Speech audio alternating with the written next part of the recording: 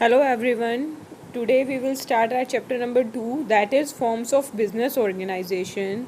Chapter number 2 के अंदर हम डिफरेंट बिजनेस ऑर्गेनाइजेशंस के बारे में पढ़ेंगे।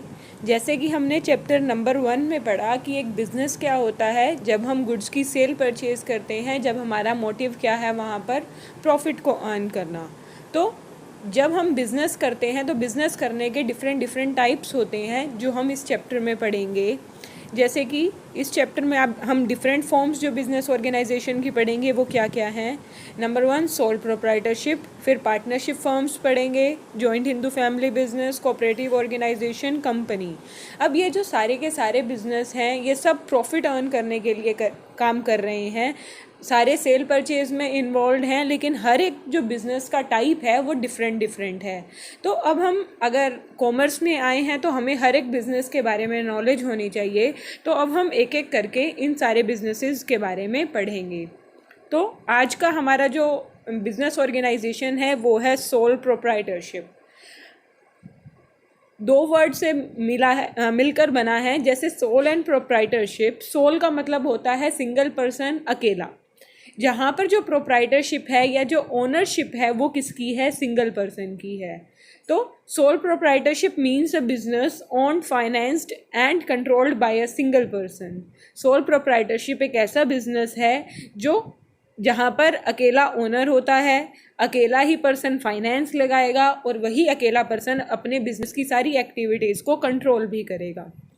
आगे है who is recipient of all profits and bearer of all risk. जब ओनर ही अकेला है, फाइनेंस एक पर्सन ने लगा रखा है, तो ये भी क्या है, अंडरस्टूड है कि जो भी प्रॉफिट होगा या जो भी लॉस होगा वो भी उस सिंगल पर्सन का होगा। एग्जाम्पल दे रखे हैं, it is suitable in areas of personalise service like beauty parlour, salon and all kinds of retail shops. जहाँ पर पर्सनलाइज सर्विस होती है, जहाँ पर जो कस्टमर है और जो सेलर है उनका जो है डायरेक्ट इंटरेक्शन चाहिए होता है, वहाँ पर क्या होता है, हम ये वाले टाइप के बिज़नेस यूज़ करते हैं। हमारे आसपास बहुत सारी मार्केट के अंदर रिटेल शॉप्स मिल जाती हैं हमें, जहाँ पर सिर्फ एक अकेला ओनर है जिसने क्या कर रखा है, पैसा भी लगा रखा है, वो खुद ही अकाउंट्स बना रहा है, खुद ही सारे डिसीजन ले रहा है, सब कुछ वो खुद कर रहा है। तो ये जितनी भी इस तरह के बिज़नेस होते हैं वो होते हैं सोल प्रोप्राइटरशिप बिजनेस। आगे हम देखते हैं फीचर्स हैं सोल प्रोप्राइटरशिप के। मैंने पहले भी कहा था, जब हम मीनिंग को कुछ पार्ट्स में डिवाइड कर देते हैं तो वो उसके फीचर्स बन जाते हैं। अब नंबर 1 से स्टार्ट करते हैं। नंबर 1 है सिंगल ओनरशिप। ओनरशिप किसकी है, सिंगल पर्सन की। ये तो हमने मीनिंग में भी किया है कि जो ओनरशिप रहेगी, जो पैसा लगाया हुआ है वो सिंगल पर्सन ने लगाया हुआ है। हर तरह की जो भी एक्टिविटी होती है वो सिंगल पर्सन खुद ही संभालता है। नेक्स्ट है कंट्रोल। अब जितनी भी बिजनेस एक्टिविटीज़ होंगी, चाहे वो कुछ परचेज़ करना है, चाहे सेल करना है, चाहे कोई डिसीज़न लेना है, फाइनेंस कहाँ से लेंगे, सारे के सारे डिसीज़न कौन लेगा, सोल प्रोप्राइटरशिप के अंदर जो सिंगल ओनर है वही लेगा। नेक्स्ट है नो सेपरेट लीगल एंटिटी। इसके अंदर क्या कहते हैं, कोई सेपरेट लीगल एंटिटी नहीं है, क्योंकि जो आपके सोल प्रोप्राइटरशिप के बिजनेस होते हैं इसको आपको कहीं रजिस्टर नहीं करवाना पड़ता। किसी लॉ के अंडर हम इस बिज़नेस को रजिस्टर नहीं करवाते। तो सबसे पहले तो ये क्या है, लीगल एंटिटी ही नहीं है। लीगल वर्ड कहाँ से आता है, लॉ से। जब हमने उस बिज़नेस को कहीं पर रजिस्टर ही नहीं करवा रखा तो वो क्या नहीं रहेगी, लीगल एंटिटी नहीं रहेगी। नेक्स्ट है अनलिमिटेड लायबिलिटी। ये वाली जो टर्म है ये बहुत इंपॉर्टेंट टर्म है, हम हर एक बिजनेस टाइप के अंदर इस टर्म को पढ़ेंगे। इसका मतलब हम देखते हैं क्या होता है। अनलिमिटेड लायबिलिटी का क्या मतलब है, लायबिलिटी हमने पढ़ा है कि हमने जब किसी के पैसे देने हैं तो वो हमारी क्या होती है, लायबिलिटी होती है। अब लायबिलिटी जो पैसे देने हैं वो क्या है, अनलिमिटेड है। ठीक है, लायबिलिटी का तो मतलब हमें पता ही है। अब जो लायबिलिटी है आपकी वो क्या है, अनलिमिटेड है, उसकी कोई लिमिट नहीं है। इसका क्या मतलब होता है बिजनेस के पॉइंट ऑफ व्यू से, अनलिमिटेड लायबिलिटी मतलब इन केस अगर आपको बिजनेस में लॉस हो जाता है, ठीक है, एक ही पर्सन था जिसने सारा का सारा पैसा लगाया, अब उस पर्सन को बिजनेस में पैसा लगाने के बाद लॉस हो गया, तो जो वो लॉस हुआ है, अब लॉस जिससे भी पैसे ले रखे थे, जिसके भी पैसे देने हैं, वो तो पर्सन पैसे मांगेगा ही हमसे, ओनर से पैसे मांगेगा। तो जो ओनर है, अगर उसका बिजनेस में जो उसने पैसा लगा रखा था वो ख़त्म हो गया है, तो उसको अपनी जो पर्सनल एसेट्स हैं वो सेल करके भी अपने जो क्रेडिटर्स हैं उनके पैसे चुकाने पड़ेंगे। जैसे मैंने मेरे को बिजनेस में लॉस हो गया और मैंने लोगों के जो देने हैं वो 1 लाख रुपए देने हैं। अब क्योंकि मेरा बिजनेस में लॉस चल रहा है तो मैं बिजनेस से तो कुछ रिकवर कर नहीं सकती, तो वो 1 लाख जो मुझे लेकर आना पड़ेगा वो मुझे कहाँ से लेकर आना पड़ेगा? अपने घर से लेकर आना पड़ेगा। मतलब चाहे मैं अपना घर सेल करूँ, चाहे मैं अपनी ज्वेलरी सेल करूँ, प्रॉपर्टी सेल करूँ, चाहे कुछ भी करके मुझे वो 1 लाख जो मेरे क्रेडिटर्स हैं उनका उतारना ही उतारना पड़ेगा। तो ये क्या है कि अगर बिजनेस में लॉस हो जाता है, जो आपको पैसे देने हैं उस टाइम पर आपकी लायबिलिटी क्या है? अनलिमिटेड है। नेक्स्ट है नो लीगल फॉर्मेलिटीज़। ये हम पहले भी कर चुके हैं। जैसे अगर हमको इसको रजिस्टर ही नहीं करवाना पड़ता कहीं पे भी, कोई भी पर्सन क्या कर सकता है, सोल प्रोप्राइटरशिप का बिजनेस बिना किसी की परमिशन लिए स्टार्ट कर सकता है। तो आपको कोई लॉ के अंडर फॉर्मेलिटीज़ भी पूरी नहीं करनी पड़ती। फॉर्मेलिटीज़ तो तभी पूरी करेंगे जब हम उसको रजिस्टर करवाएंगे। लास्ट है sole risk bearer and profit recipient. अगर रिस्क होगी तो भी अकेला पर्सन है जो सारी की सारी रिस्क बियर करेगा, और अगर प्रॉफिट होगा तो वो अकेला पर्सन ही होगा जो सारे के सारे प्रॉफिट रिसीव करेगा। तो ये तो थे फीचर्स सोल प्रोप्राइटरशिप के। नेक्स्ट हम देखते हैं एडवांटेजेस ऑफ सोल प्रोप्राइटरशिप। अब सोल प्रोप्राइटरशिप बिजनेस के क्या क्या फ़ायदे हैं वो देखते हैं। Number 1, easy to start and close. हमने फीचर्स में पढ़ा कि कोई लीगल फॉर्मेलिटीज़ नहीं करनी पड़ती, मतलब रजिस्टर नहीं करवाना पड़ता। तो आपका जब दिल करे आप बिज़नेस खोल भी सकते हो, और अगर आपको बिज़नेस में लॉस हो रहा है या फिर आपका बिज़नेस सही भी चल रहा है लेकिन आप बंद करना चाहते हो तो आप इजीली उसको बंद कर सकते हो। आपको किसी की भी कोई परमिशन की रिक्वायरमेंट नहीं है। नेक्स्ट है क्विक डिसीजन मेकिंग। हमने अभी पढ़ा मीनिंग के अंदर कि सोल ओनर होता है, सारे के सारे डिसीजन कौन लेता है? वही ओनर लेता है। तो आपकी जो डिसीजन मेकिंग है, हर एक तरह की डिसीजन मेकिंग कौन कर रहा है? वही सिंगल ओनर कर रहा है।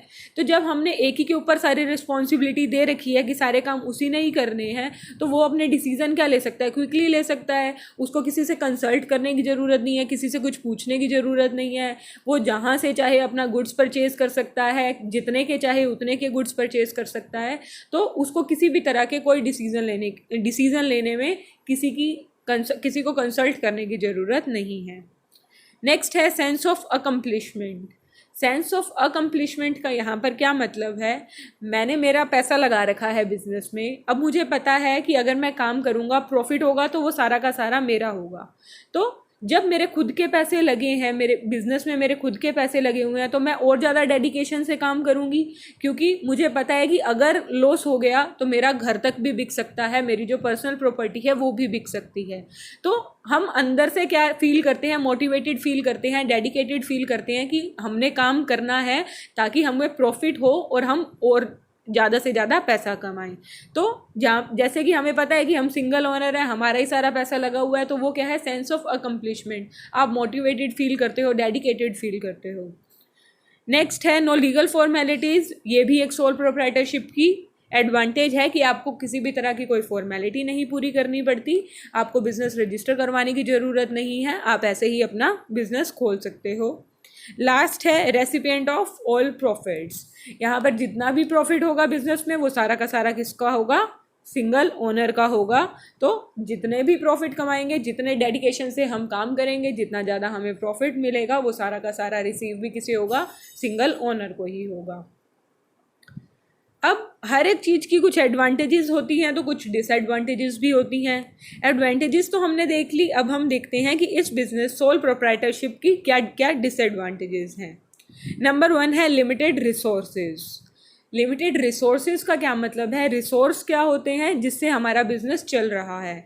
जैसे फाइनेंस लगाना है तो भी क्या है, हम एक ही पर्सन है पैसा लगाने वाला, तो भी वो क्या रहेंगे? लिमिटेड रहेंगे।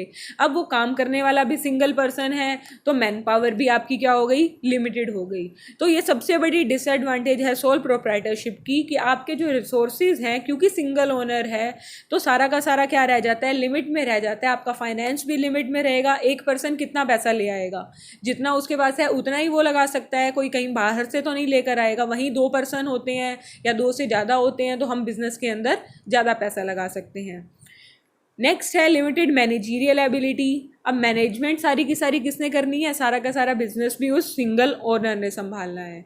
अब एक ही पर्सन क्या कर रहा है, प्रोडक्शन जो परचेज करना है वो भी वही संभाल रहा है, जो सेल करना है वो भी वही संभाल रहा है, फाइनेंस भी वही संभाल रहा है, सब कुछ एक ही पर्सन संभाल रहा है। तो जो हमारी क्या है मैनेजीरियल एबिलिटी क्या है, लिमिटेड रह गई। अब एक ही पर्सन को तो हर तरह की नॉलेज नहीं हो सकती। अगर यही हमारे पास डिफरेंट डिफरेंट पर्सन होते हैं कि फाइनेंस जो मैनेजर है वो अलग है, क्योंकि ये आपका स्मॉल स्केल पे बिजनेस है तो आप अलग अलग पर्सन तो हायर भी नहीं कर पाओगे, तो आपकी जो मैनेजीरियल एबिलिटी है वो भी क्या रह जाती है, लिमिटेड रह जाती है, क्योंकि सिंगल पर्सन ही है जो क्या कर रहा है, पूरे बिजनेस को मैनेज कर रहा है। अनलिमिटेड लायबिलिटी, अब हमने अभी पढ़ा अनलिमिटेड लायबिलिटी का मतलब कि मुझे अपनी पर्सनल एसेट्स भी सेल करनी पड़ सकती हैं अपने लॉसेस को पूरा करने के लिए। तो ये भी एक सोल प्रोप्राइटरशिप की सबसे बड़ी डिसएडवांटेज है कि आपको क्या करना पड़ता है, आपकी लायबिलिटी हमेशा क्या रहती है, अनलिमिटेड रहती है। नेक्स्ट है अनसर्टेन लाइफ। अनसर्टेन जिसका हमें पता नहीं है, लाइफ मतलब कोई भी चीज़ की लाइफ, बिजनेस की लाइफ कितनी है।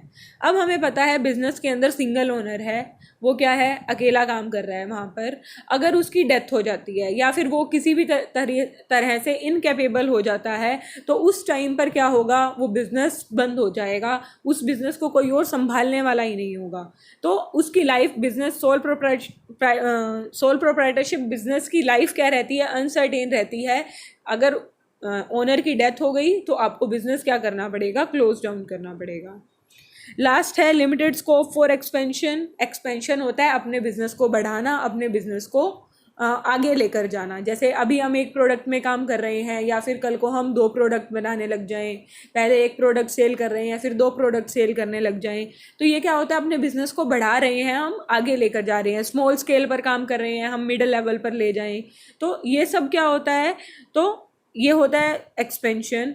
अब क्योंकि हमारे पास रिसोर्सेज हमारे लिमिटेड हैं, हमारे पास ना तो उतना पैसा है कि हम अपना बिजनेस एक्सपेंड कर सकें, ना ही इतनी मैन पावर है कि अगर हम बिजनेस को बढ़ा भी दें तो उसको संभालेगा कौन।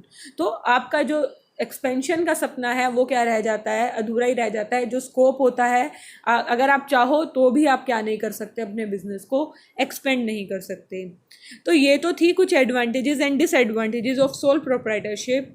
अब हम इसी तरह से, ये तो आज हमने एक बिजनेस ऑर्गेनाइजेशन का टाइप पढ़ा है, वो है सोल प्रोप्राइटरशिप। नेक्स्ट जब हम अपना लेक्चर लगाएंगे तब हम पार्टनरशिप के बारे में पढ़ेंगे, एक एक करके हम सारी की सारी बिजनेस ऑर्गेनाइजेशंस के बारे में पढ़ेंगे। Thank you.